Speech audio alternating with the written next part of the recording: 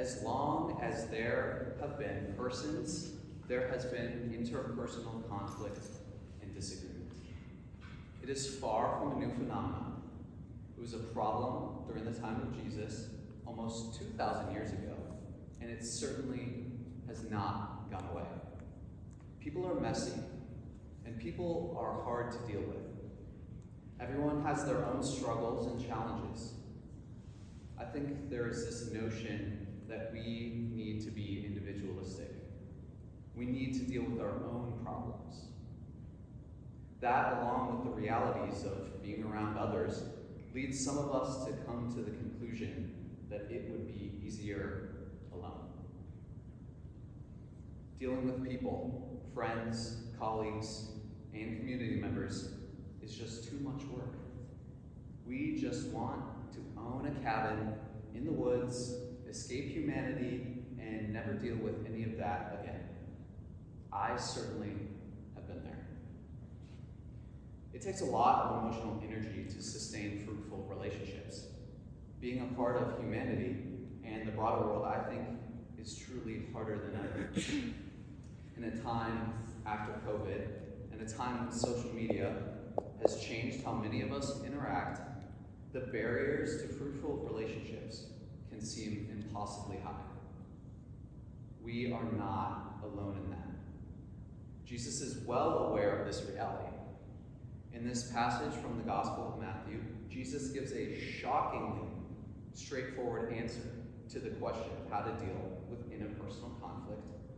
And yet, the message of how and why we are in communities is beautifully complex.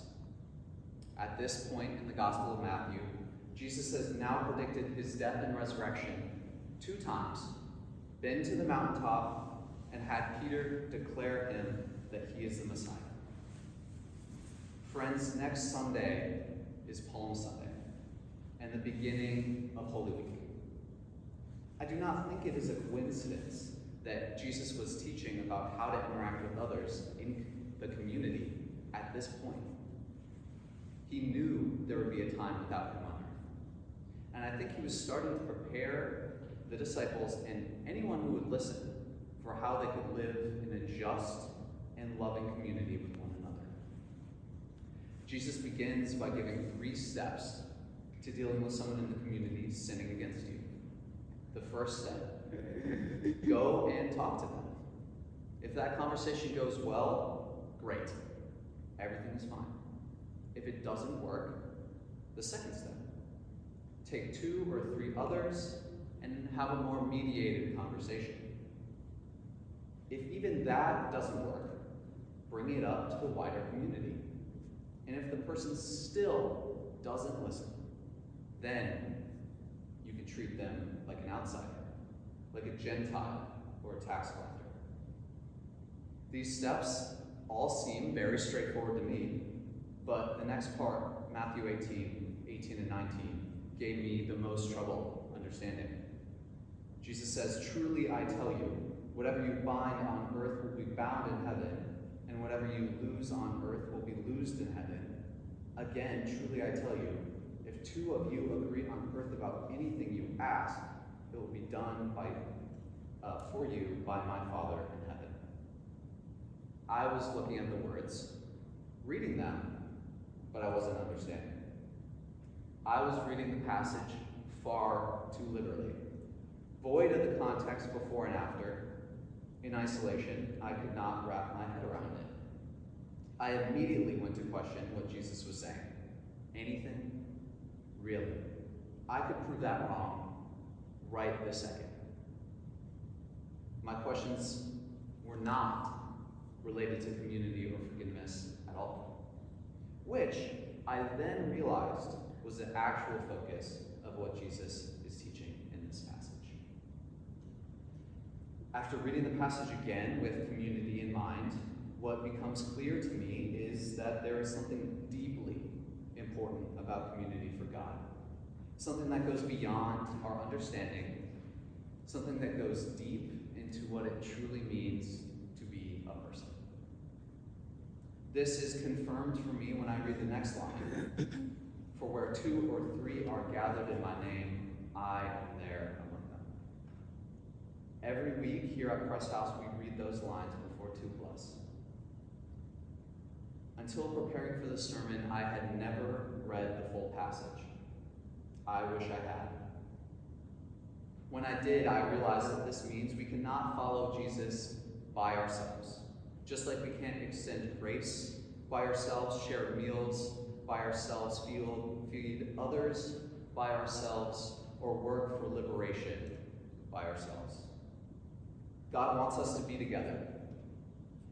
We are not created to go at it alone, no matter how many times that idea is pushed on us. And I believe that when we are a part of a community where people are in right relation with one another and where love and justice is at heart, God is there. That kind of community can make a real difference in the world. I think that is what it means when Jesus talks about binding and loosing.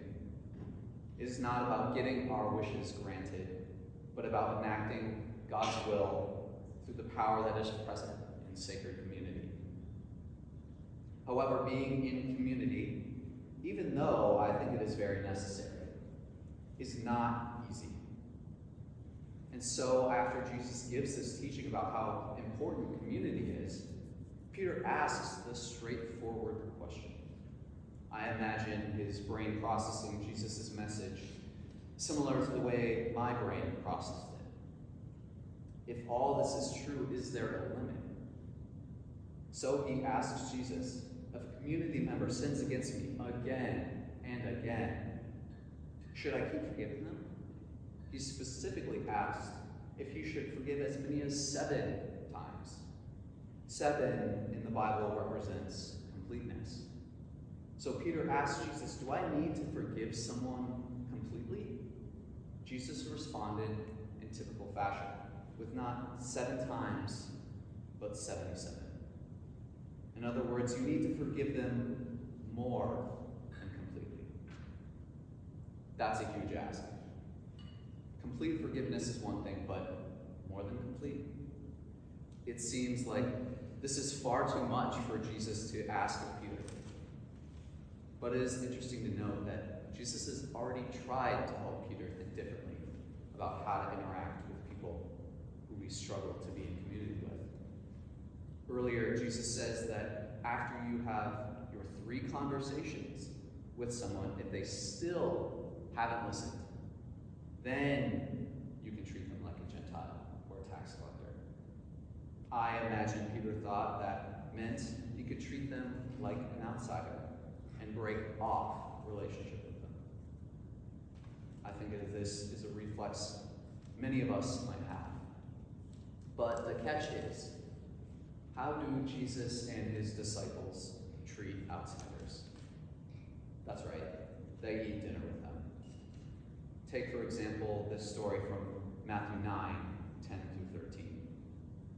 The text reads, "And as he sat at dinner in the house, many tax collectors and sinners came and were sitting with Jesus and his disciples. When the Pharisees saw this, they said to his disciples, 'Why does your teacher eat with tax collectors and sinners?' But when he heard this, he said, 'Those who are well have no need of a physician, but those who are sick. Go and learn what this means. I desire mercy, not sacrifice. For I have not come to call the righteous, but the sinners.'" So treating someone like a Gentile and a tax collector actually means that we do not simply reject them. It means we sit down with them and break bread. That's a huge ask. Lots of communities, even communities of faith, are spaces where people experience abuse and trauma. And forgiveness itself is sometimes used as a tool of control, to keep people in situations that are harmful for them. So it is important to say what forgiveness is and what it is not. I think part of this, in the broader Christian community, stems from thinking forgiveness is the same thing as forgiving. Once the thing happens, we move on and pretend like it never happened. This is a dangerous precedent for many reasons.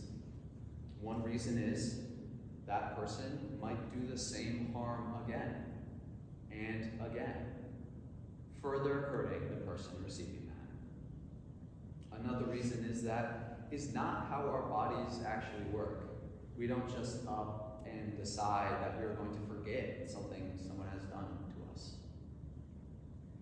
Theologian and clinical psychologist Shaniqua Walker Barnes put it this way: fear, stress, and anger are signals that our body gives us that something is wrong. If somebody has harmed us, forgiveness doesn't necessarily mean forgetting that person might be harmful, especially if they're unrepentant, a predator, or abusive in any way. Forgiveness can be dangerous if it leads us to re-engage in relationship prematurely with somebody who is likely to harm us again. Feelings of hurt, betrayal, and shame linger in our bodies and often come up for people again and resurface at different points in their life. So what does living out forgiveness really look like?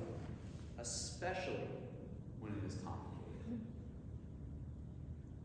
Forgiveness can be something we decide to do in one moment for a particular situation.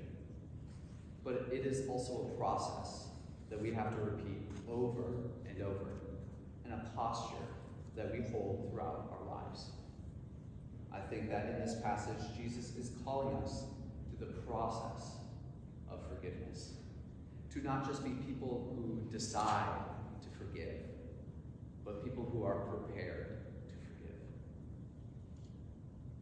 If we want to be able to forgive 77 times, we have to build up our forgiveness muscles and learn how to process our feelings of hostility, betrayal, shame, and fear. We have to understand ourselves and our own wounds so that we know what our needs and boundaries are. We have to learn how to have empathy for the wounds other people carry and understand so we can understand their behavior too, including the wounds that we might have created or caused. All of this does not happen overnight. Shaniqua Walker Barnes also said this about forgiveness. Forgiveness doesn't change the other person, but it at least changes our side of the relationship. Particularly if the person is someone we want or need to continue to be in relationship with. Forgiveness can change our approach to them. It doesn't necessarily make us see them as all good.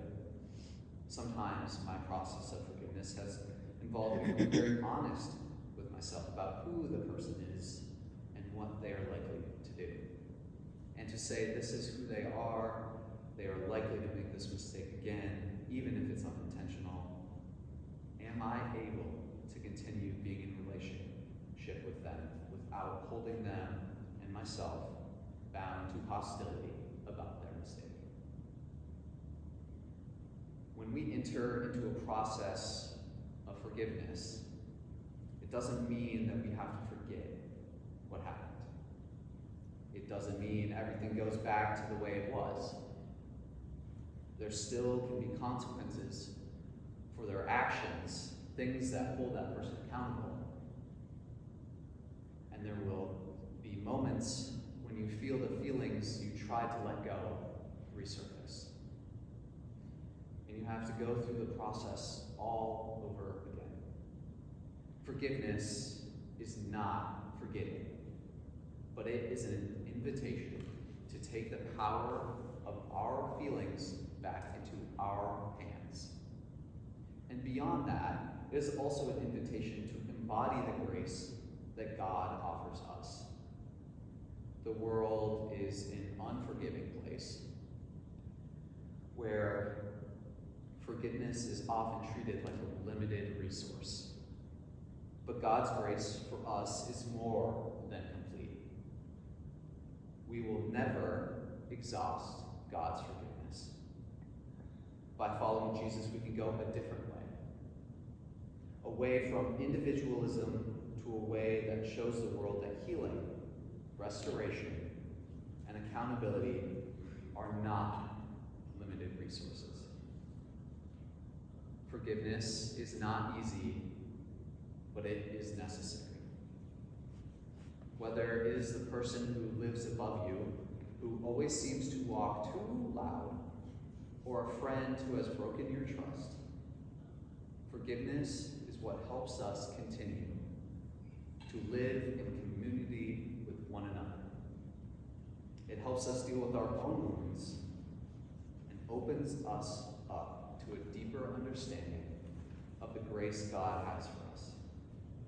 And with God's help, forgiving 77 times is not out of reach. I wonder where each of us